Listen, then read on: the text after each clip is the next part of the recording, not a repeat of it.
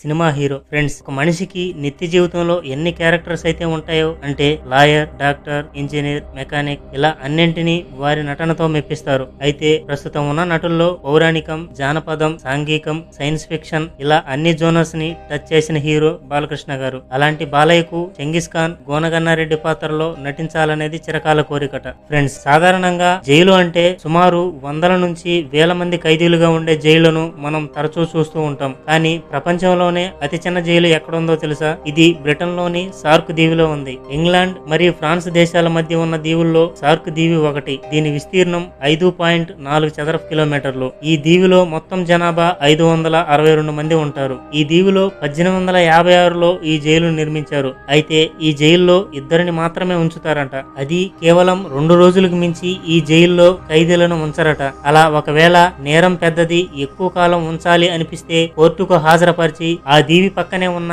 గ్రంజి అనే మరో దీవిలోని పెద్ద జైలుకు తరలిస్తారట. ఓకే ఫ్రెండ్స్, ఈ వీడియో మీకు ఎలా అనిపించిందో కింద కామెంట్ బాక్స్ లో చెప్పండి. అలాగే ఈ వీడియోకి లైక్ చేసి మన ఛానల్ ను సబ్స్క్రైబ్ చేసుకోండి. Thank you for watching.